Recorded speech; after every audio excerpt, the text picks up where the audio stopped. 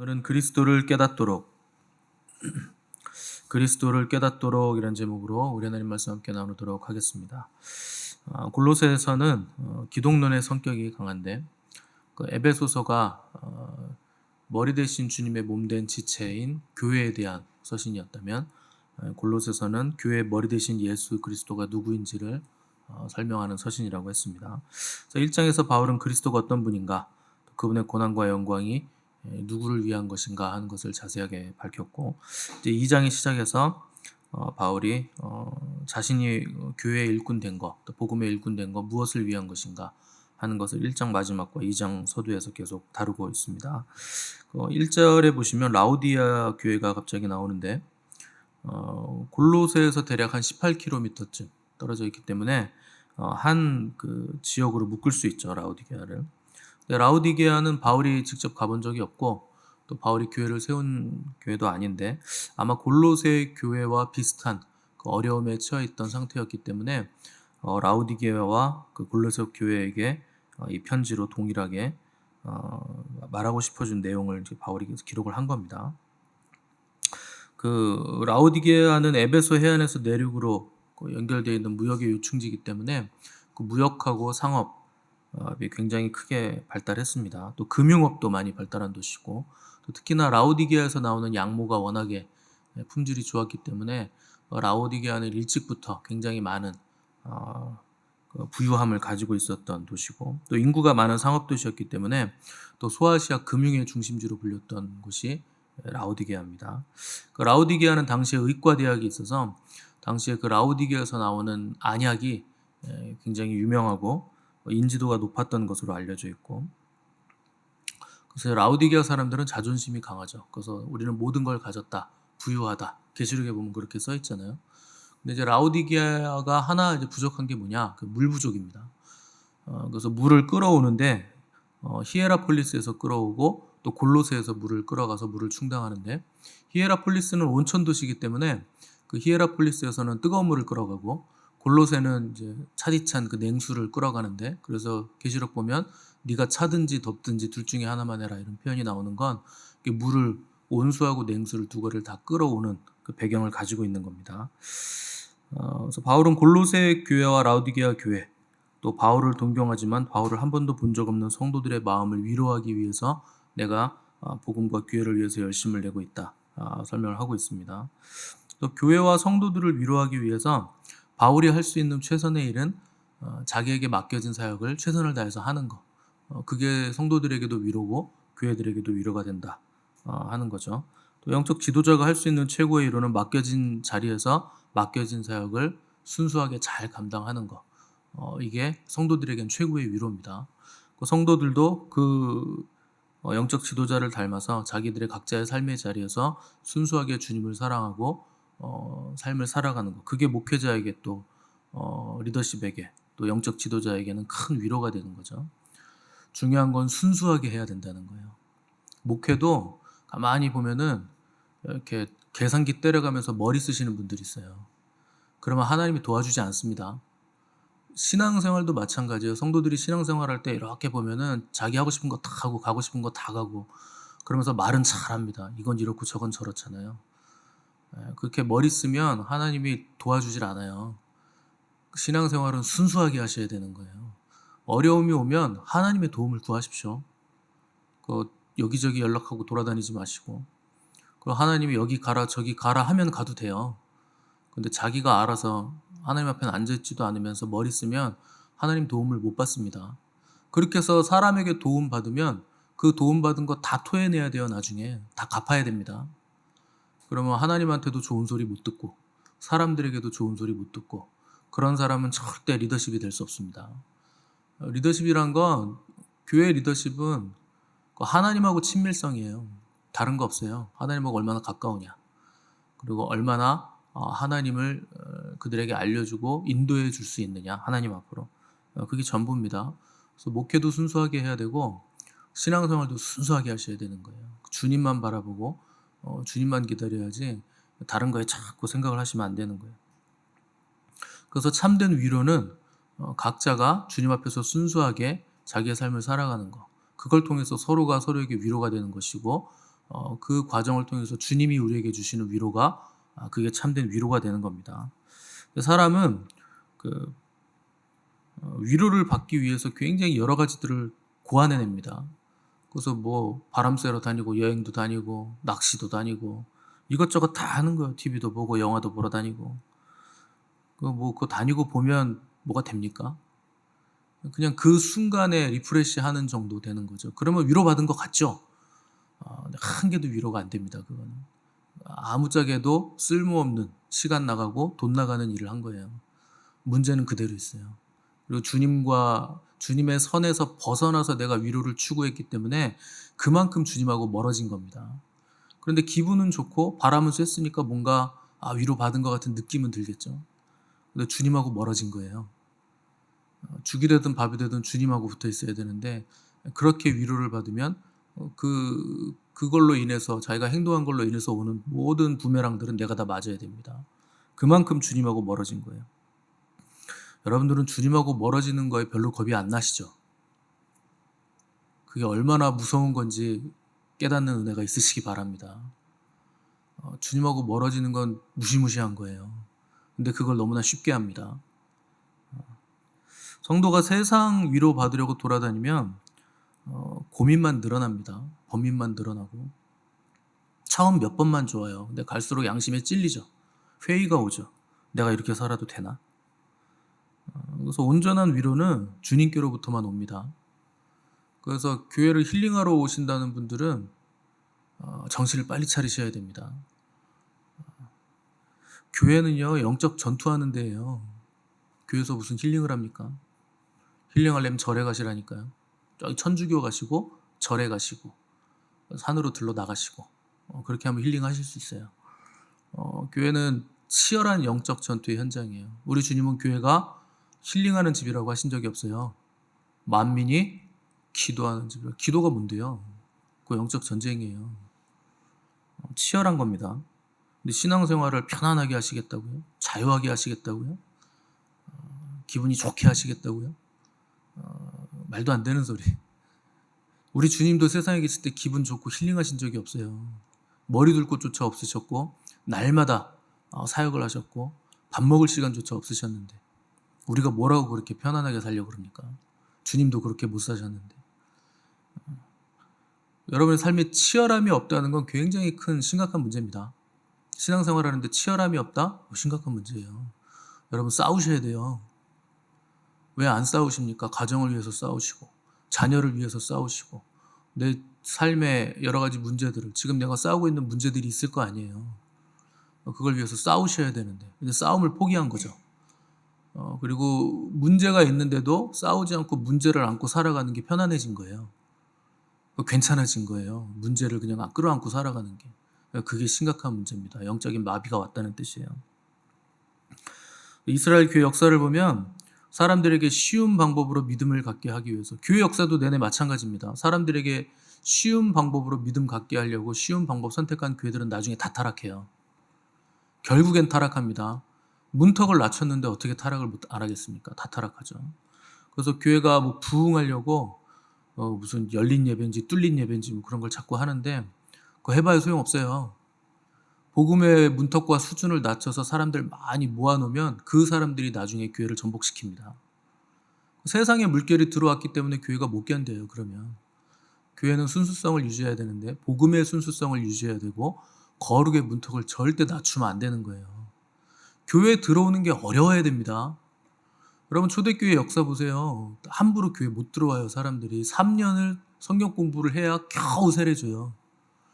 그리고 세례 받을 수 있는지 아주 촘촘하게 테스트를 합니다. 진짜 예수 그리스도를 믿었고 옆에 보조하는 사람이 이 사람 삶이 변화됐는지 3년 동안 같이 지켜봐요. 같이 생활하면서. 그리고 나서야 세례를 주고 세례를 받아야 비로소 교회 공동체 안에 들어와서 예배드릴 수 있어요. 교회 문턱이 낮은 게 아니에요. 문턱은 높아야 되고 거룩의 수준도 성경이 말하는 수준 그대로를 지켜내야 됩니다.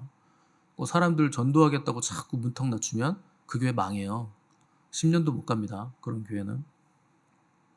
가혹한 핍박과 환란 속에서 일어난 교회가 끝까지 가는 거예요. 그 순수성을 지켜낸 교회가 그 환난과 핍박 속에서도 주님이 주시는 위로만으로 만족하는 교회들이 그 부흥하는 교회가 되는 겁니다. 누가복음에 보시면 시므온이라는 사람이 있어요. 나이가 많은 분인데 이분은 예루살렘 성전에서 늘 하나님의 위로를 바라고 주님의 구원, 이스라엘의 구원을 바랐다. 이렇게 기록이 되어 있습니다. 그래서 이 사람의 위로는 뭐였느냐? 메시아를 보내주셔서 내가 그 메시아를 보는 거. 그게 이 사람의 위로였다는 거예요. 세상적인 위로 이런 거 없는 거예요. 이 사람의 위로는 오직 하나. 우리 하나님께서 메시아를 보내주시면 그것이 나의 위로가 될 거다. 결국 시므온은 메시아를 간절히 기다리고 그걸로 자기 위로를 삼으려고 했던 사람이었기 때문에 구약의 사람이었는데 주님을 만난 신약의 첫 출발점이 되는 사람이 됩니다. 그 시므온이에요. 성전에서 예수님을 만났을 때 시므온이 뭐라고 고백했느냐? 주제여, 이제는 말씀하신 대로 종을 평안히 놓아주시는도다. 내 눈이 주의 구원을 보았사오니 이는 만민 앞에 예비하신 것이요 이방을 비추는 빛이요 주의 백성 이스라엘의 영광이라. 이렇게 기도를 했습니다. 그러니까 구약의 이사야가 예언한 대로 한 아기가 우리에게 낳고 한 아들을 우리에게 주신 바 되었는데 그 어깨에는 정사를 메었고 그 이름은 기묘라 모사라 영존하시는 아버지라 전능하신 하나님이라 평강의 왕이라 불리는 아이를 내 눈으로 봤다는 거예요. 그거 어떻게 알아봅니까? 알아볼 수 없잖아요. 여러분 아기가 오면 메시아라는 거 어떻게 알아보겠어요? 간절히 기다리니까 아는 거예요. 성령님이 알려주시는 거예요. 너무나 그 위로를, 이스라엘의 참된 위로를, 온 열방의 위로를 기다리니까, 간절히 기다리니까 하나님이 알려주시는 거예요. 아기 예수님이 마리아 엄마 품에 안겨 있는데 무슨 기적을 일으켰습니까? 시므온이 나이가 많은데 뭐 병을 고침받기를 했어요. 뭐 갑자기 몸에 근육이 막 생기고 젊어지면서 위로가 됐겠습니까? 아니에요. 아무것도 안 했어요. 주님이. 그냥 아기세요. 아기. 그런데 자기가 평생 기다렸던 위로를 받았다는 거예요. 여러분 얼마나 놀랍습니까? 그냥 아기임에도 불구하고 주님의 존재 자체가 나에게 위로라는 거예요. 여러분 이게 참된 위로입니다. 어디에 위로가 있습니까? 주님께 위로가 있는 거예요. 비록 아기일지라도 주님의 존재 자체가 우리에게 위로가 된다는 거예요. 우리 주님이 베들레헴 태어나셨을 때 하늘의 별이 움직입니다. 우주가 움직였다는 거예요. 그 아기가 무슨 아기길래? 그리고 천군 천사가 갑자기 찬양을 합니다. 도대체 그 아기가 누구길래? 그 동방 박사들이 멀리서 아주 귀한 보화들을 가지고 주님께 찾아와요. 온 우주가 움직이고 영계 천사들이 움직이고 사람 중에서도 아주 독보적인 박사들이 자기들의 보물을 가지고 움직여요. 그분이 무슨 능력을 행해서 아니에요. 그냥 그분의 존재가 그런 존재라는 겁니다. 그러니까 우리에게 위로가 된다는 거죠. 그래서 가장 지혜로운 사람이 누구냐? 내 눈이 주의 구원을 보기까지 기다리는 사람이에요. 내 속에 오신 주님을 만나기 위해서 기다리는 거, 시간을 들이는 사람이에요. 그 사람이 가장 지혜로운 사람입니다. 그래도 열심히 움직이고 싶으신 분은 열심히 움직여 보십시오. 그러다 나중에 돌아오기만 하면 되니까. 가장 비참한 사람은요, 교회 안에 있으면서 주님 못 만나는 거예요. 여러분은 주님을 만나셨습니까? 진짜 인격적으로 만나셨어요? 주님하고 친하세요? 자기를 돌아보십시오. 나는 정말 주님 만났나?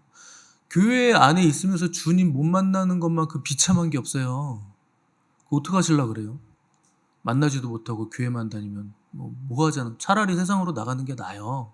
이것도 아니고 저것도 아니고 찬물도 아니고 더운 물도 아니고. 그 주님이 어떻게 한다 그럽니까? 입에서 토해내버린다 그러잖아요. 왜 신앙생활을 차지도 않고 덥지도 않게 합니까? 이왕 할 거 뜨겁게 좀 하시지. 여러분 주님께 생명을 걸어보세요. 그럼 다 책임져 줘요 주님이. 아멘하는 사람 별로 없으시네. 왜요? 주님이 책임 못 지실 것 같으세요? 내 인생은 내가 책임져야 될 것 같으세요?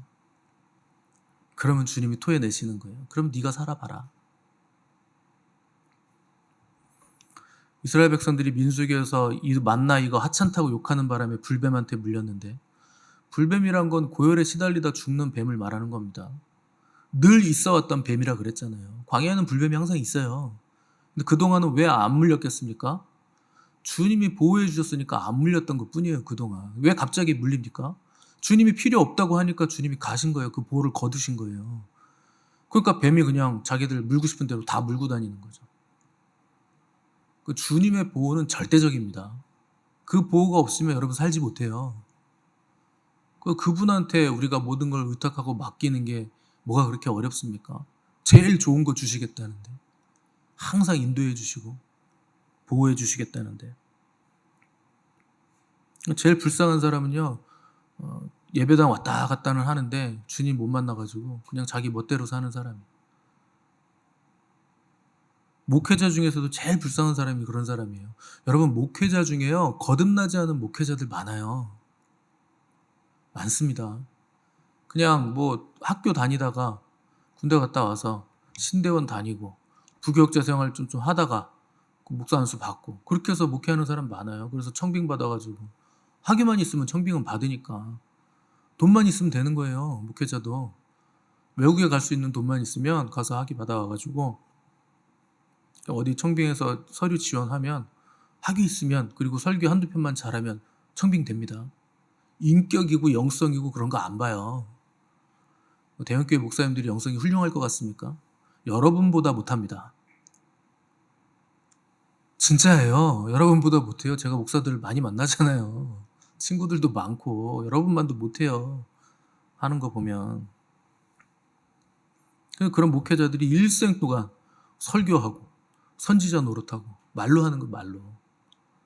그리고 주님 만났는데 나는 너 알지 못한다. 제일 불쌍한 사람이에요. 여러분에서 가장 급한 일이 뭔지 아세요? 주님 만나는 거예요. 주님을 인격적으로 만나는 거예요. 사람은 자기보다 진실한 사람 앞에 서면 자기 모습이 다 보이게 돼 있어요. 자기의 그 비양심적인 것도 다 드러나게 돼 있습니다. 자기보다 진실함 앞에 서면. 그래서 주님 앞에 서야 되는 거예요. 거룩하시고 정결하시고 아름다우신 주님 앞에 여러분 서셔야 되는 거예요. 그래야 여러분들이 회개도 되고 거룩도 되는 거지. 나하고 비슷한 사람들하고 놀면 무슨 발전이 있습니까? 사람 사는 세상에서도 그렇게는 안 하잖아요. 그래서 똑똑하고 뛰어나고 성공하는 사람들은요, 친구 별로 없어요. 여러분 사회적으로도 똑똑한 사람들이, 세상에서도 똑똑한 사람들이 친구 많이 있는 거 보셨어요? 한두 사람밖에 안 둡니다. 뛰어난 사람은요, 자기보다 뛰어난 사람하고 자기하고 비슷한 사람 그렇게 놀지 절대 이 사람 저 사람 사귀질 않아요. 자기한테 이득이 안 된다는 걸 알기 때문에. 그래서 여러분의 친구는 주님이셔야 돼요. 주님을 만나셔야 되고 주님과 함께 있으셔야 됩니다. 그래야 여러분들이 영적으로도 거룩해지고 성장하는 거예요. 3절에 보시면 바울이 예수 그리스도 안에 지혜와 지식의 모든 보화가 감추어져 있다, 이렇게 기록을 했습니다. 지혜라는 헬라어는 소피아고 지식이라는 헬라어는 그노시스예요. 그노시스주의가 영지주의고 소피아는 지혜를 말하니까 이건 철학자들을 말하는 겁니다. 그러니까 당시에 골로새 교회하고 라우디게아 교회를 공격해 들어왔던 영지주의자와 철학자들의 그 지혜와 지식, 또 영지주의에 감추어진 신비와 지식이 구원을 준다는 얼토당토하는 말에 대해서 바울은 말도 안 되는 소리 하지 마라. 영원하고 가장 뛰어난 지혜와 지식, 소피아와 그노시스는 오직 예수 그리스도 안에만 있다. 그분 안에 영원한 지혜와 지식이 있는 거다. 이건 말씀하고 있는 거죠. 그럼 우리가 어떻게 예수 안에 있는 진정한 지혜와 지식을 깨달을 수 있는가에 대해서 2절 보시면 사랑 안에서 연합하여 확실한 이해의 모든 풍성함과 하나님의 비밀인 그리스도를 깨닫게 하려 합니다. 기록을 했습니다. 그러니까 우리가 그리스도 안에 있는 지혜와 지식을 어떻게 깨닫는가? 사랑 안에서 연합해서 깨닫는 거예요. 이걸 교회라 그럽니다. 그래서 교회를 통해서 그리스도의 모든 풍성함, 하나님의 비밀인 그리스도를 깨달을 수 있다. 그러니까 교회 안에서 사랑 안에서 연합해라. 이 말씀을 하고 있는 거죠. 그러니까 교회라는 게 얼마나 신비하고 놀라운 비밀이고 얼마나 충만한 기관인가 하는 것을 알라는 거죠. 우리 시대는 교회를 우습게 여깁니다. 사람들이. 교인들도 교회를 우습게 여겨요. 자기들이 교회인 걸 모르는 거예요. 교회를 우습게 여긴다는 건 자기를 우습게 여기는 거예요. 교회는 건물이 아닙니다. 사람이지. 지금은 사람 성전의 시대고 사람들이 모여있는 것이 교회이기 때문에 교회를 우습게 여긴다? 그럼 자기가 자기를 우습게 여기고 누워서 침 뱉는 거예요. 지금은 교회가 모이기를 힘쓰지 않고 패하기를 힘쓰는 시대가 됐는데, 그 코땡땡 때문에 그런 거죠. 그 이름을 말하면 유튜브에 올릴 때 그 또 안 올라가요. 그래서 코땡땡이라고 합니다. 그렇게 모이기를 패해가지고는 그리스도 안에 감추어진 비밀과 지혜와 지식을 깨달을 수가 없습니다. 그래서 모이기 싫어하시는 분들은요, 예수님을 알 수가 없어요. 그 안에서, 모임 안에서, 사랑 안에서 연합할 때 주님을 알 수 있는데, 근데 지금 그 전염병으로 인해 세상이 이제 가혹해지죠. 점점 더 접촉하지 않는 세상으로 변해가고 있죠. 교회 안에서도 풍경이 이제 바뀌었습니다. 여러분들 누가 기침하면 팍 돌아보죠? 째려보시잖아요. 그 왜 그런 줄 아세요? 왜 그러는 거예요? 저는 잘 몰라서. 왜 째려보시는 거예요? 마스크 꼈나 안 꼈나 확인하시는 거예요? 아니면 기침하는데 왜 나왔나 보시는 거예요? 그 태도와 눈빛이 교회로 모이지 못하게 만듭니다. 절대 쳐다보시면 안 되는 거예요, 여러분. 그거는 무례한 거예요. 기침하는데 왜 째려봅니까? 여러분은 평생 기침 안 해요? 안 하세요? 다들? 기침 안 해요? 여러분 기침할 때 제가 설교하다 딱 째려보면 기분이 좋으세요? 저 기침했는데 교회를 나왔네. 그 옛날에 그런 거 누가 기침을 하였는가? 그런 거 있잖아요. 그렇게 하면 여러분 좋으시겠습니까? 여러분 그게 모이기를 패하게 만드는 거예요. 그 눈빛이, 그 고개를 확 돌리는 게 오지 말라는 거예요. 그거는 비대면이라는 말이 자연스럽죠, 여러분. 그게 굉장히 비성경적인 말이에요. 비대면이 어디 있어요? 바울은 늘 내가 너희 보기를 심히 원한다. 내가 너희를 면대하여 보기를 원한다. 내가 너희한테 한번 가겠다. 계속 그러잖아요. 여러분 주님을 비대면으로 보기를 원하십니까? 주님 볼 때 비대면으로 보셨으면 좋겠어요? 우리의 소망이 뭔데요? 그때는 얼굴과 얼굴을 맞대어 보는 거예요. 그게 우리 소망이에요. 이 가상 세계라는 건요, 굉장히 치명적인 함정이 있는 거예요. 비대면이라는 건 치명적인 함정이 있습니다. 온라인은 지극히 헬레니즘적인 거예요. 육과 영을 분리시키는 거예요. 몸으로 만나지 않는데 가상 세계 화면으로 만나는 거예요. 이게 헬레니즘이에요. 이게 영지주의입니다. 영과 육이 분리되는 영지주의의 특징을 온라인은 그대로 가지고 있습니다. 그래서 온라인이라는 건 가상 공간이에요. 가상 공간이란 건 있는 게 아니에요, 원래. 없는 건데 있는 것처럼 헛개비를 만들어 놓는 거죠. 그게 가상 공간입니다. 여러분 영상만으로는 그 사람의 영을 못 받아요. 지식은 전달받을 수 있어요. 근데 영적인 건 받기 힘들어요. 영혼의 만남이 불가능합니다. 영혼의 만남은 영혼과 영혼이 만나야 되는 거예요, 실제. 안 그러면 힘들어요. 또 온라인은 언제든지 내가 접속을 끊을 수 있습니다. 내 마음대로 할 수 있어요. 언제든지 접속 끊고 접속할 수 있고 내 마음이에요. 그러니까 자기중심적인 선택이 강화되죠. 자기중심성이 강화된단 말이에요. 온라인은. 내가 기분 나쁘면 끊어버릴 수 있고, 내가 오늘 꽃다발이야, 머리를 안 감았어, 그러면요 영상 꺼놓고 소리만 들을 수도 있어요. 그게 온라인의 병폐입니다. 그 예배를 자기 멋대로 드릴 수 있다는 거예요. 내가 드리고 싶을 때 드릴 수 있고, 끊어버리고 싶을 땐 끊을 수 있고, 화면을 가리고 싶을 땐 가릴 수 있고, 숨고 싶을 땐 숨을 수 있고. 이게 온라인이에요. 접속은 많이 할 수 있겠죠. 근데 접촉이 없는 거예요. 컨택트는 없고 언택트만 난무하는 세상이 지금 비대면 세상이죠. 교회는 언택트라는 게 있을 수가 없어요. 그래서 그렇게 욕을 먹으면서까지 모이는 거예요. 여러분 공무원들이 아무리 지지고 볶고 해도 예배당은 예배하는 예배자들만 들어와야 되는 겁니다. 어디 예배당을 함부로 들어옵니까, 공무원들이? 그거 안 되는 거예요. 우리 교회는 한 번도 온 적이 없어가지고 제가 화를 내지는 않았는데, 오면 화낼 수도 있습니다. 나가라고. 그 예배하는 공간에 왜 예배하지도 않는 사람들이 들어옵니까? 예배 시간에. 그러면 안 되는 거죠. 대그룹으로 모이기가 힘들어지면 여러분 소그룹으로 모일 준비를 하셔야 됩니다. 리더십들이라는 건 그래서 필요한 거예요. 그 목사가 없어도 내 안에 계신 예수 그리스도를 만나서 그 안에 있는 지혜와 지식의 보화를 캐낼 줄 아는 사람이 그 리더십이에요. 그거 준비가 안 되면 그 리더십이 될 수 없는 거죠. 연합이라고 하고 사랑이라고 했는데 상대의 유익을 위해서 나를 희생하고 나를 벗어나는 게 그 사랑이고 희생입니다. 그래야 연합이 된다는 거예요. 그래서 나 혼자 집에서 있으면서 연합하고 사랑하는 건 불가능하죠. 그래서 언택트는 안 된다는 거예요. 혼자 떨어져서 접속해서 교회가 되는 건 불가능합니다. 여러분 손가락이 막 혼자 돌아다니고 발가락이 돌아다니고 그 사람이요? 좀 있으면 괴사됩니다. 몸에 연결되지 않았고 머리에 연결되지 않았기 때문에 피가 돌지 않잖아요. 생명은 피에 있는데 예수 그리스도 머리에서 공급받지 않으면 다 죽는 거예요. 괴사되는 거예요. 그래서 세상 지혜와 지식 아무리 많고 남들이 모르는 신비한 비밀 많이 알아도 교회로 연합하지 않는 그 지혜와 지식은 다 쓸모없는 거예요. 그게 나를 망칩니다.